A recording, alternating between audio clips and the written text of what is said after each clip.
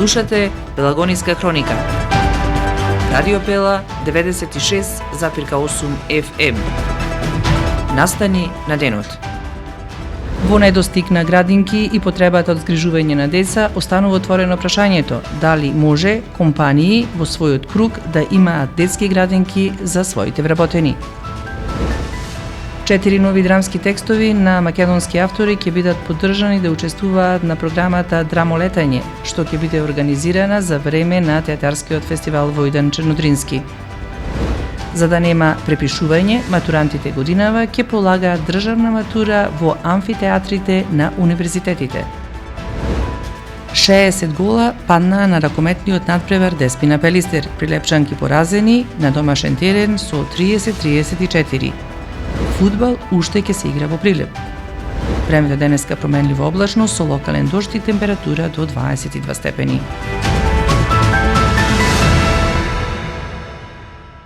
Урбан маркетинг. Протектор Прилеп, македонско друштво за застапување во животно и неживотно осигурување. Протектор е вашиот заштитник од ризици на патиштата за автомобилска одговорност, каско и патничко осигурување. Протектор застапува при осигурување на вашиот приватен или деловен имот. Секоја успешна приказна се темели на самодоверба, сигурност и визија. Не дозволувајте животот да управува со вас, управувајте вие со својот живот, порачуваат од Протектор.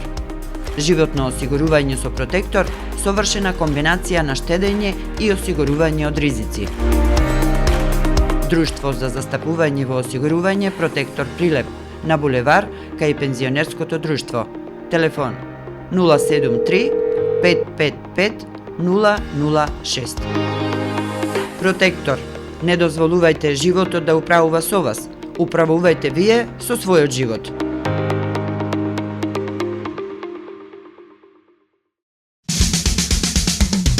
Треба да знаеш во секое време со еден клик на radiopela.mk.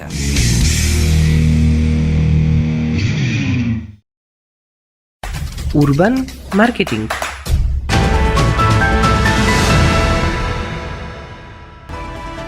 Со вас во студиото со гласовна поддршка Елизавета Филиповска.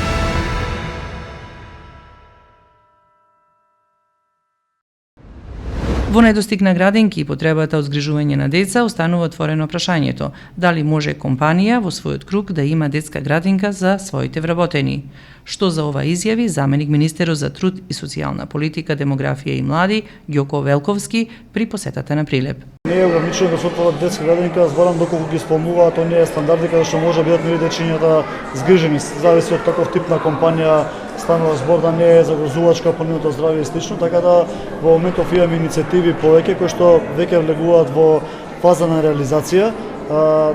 Сето она кој што представува дополнителна пречка, сме расположени дополнително да разговараме, бидејќи законот за заштита на децата трпи измени, тука се и претендиците со нас и се во тек, подносна постапката за лиценцирање, за директорите, за лиценците и слично, така да тој дел ќе затвориме. Имаме една голема измена која што треба да се направи поднос на реформите во делот на детската заштита, така да сме отворени токму и за ваквите иницијативи, доколку има, за да може ги разгледаме и да станат дел од законското решение на Законот за заштита на децата.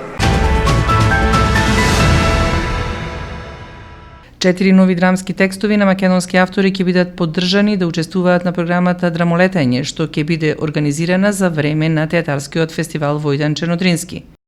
Станува збор за Голи души од Иван Додовски, Ложа од Марио Стојановски, Хитлер е жив од Ева Камчевска и Чудесен лек од Коста Бојчевски. Инаку, театарскиот фестивал Војдан Чернодрински е закажан од 6 до 13 јуни. На него ќе бидат прикажени 9 представи во официјална и 5 во независна продукција. Годинава тој ќе биде од помал формат и е со мотото «Смеј се и осмели се».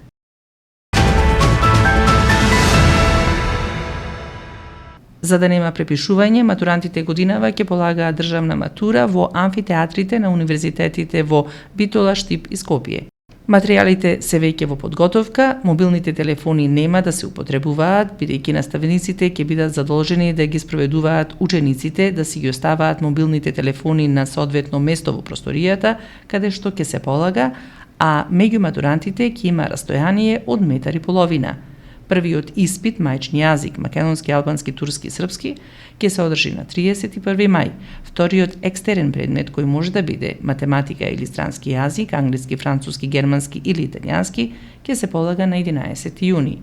Интерните испити ќе се спроведуваат од 17 до 25 јуни, а во текот се презентации и одбраните на проектните задачи.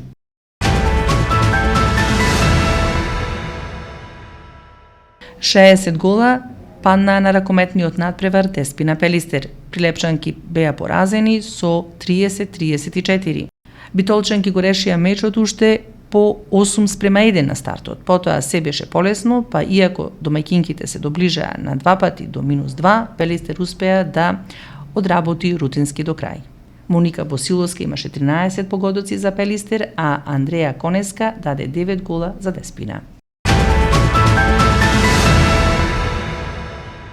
Фудбал уште ќе се игра во Прилеп. Екипата на Победа го одигра последниот меч дома во рамките на втората лига на Македонија, но фудбал уште ќе се игра во Прилеп. Утре среда од 17 часот е првото полуфинале Гарван Десово Млекар Малоконјари, четврток од 17 часот второто полуфинале Кадица за Брчан и Кадино, а на 24 мај финалето меѓу победниците од полуфиналињата. Борбата е за освојување на првото место со кое се стекнува право за учество во третата Лига Југ. Временска прогноза. Времето денеска променливо облачно со локален дожд и температура до 22 степени. Според податоците од Управата за хидрометеоролошки работи, 4 литри на метар квадратен најмногу дожд во изминатото денонојќие наврнало во Струмица. Во Прилеп и Крушево наврнаа 2 литри на метар квадратен. Врнежите од дожд продолжуваат и во текот на утрешниот ден. Дневната температура ќе се движи во интервали од 15 до 23 степени. Временска прогноза.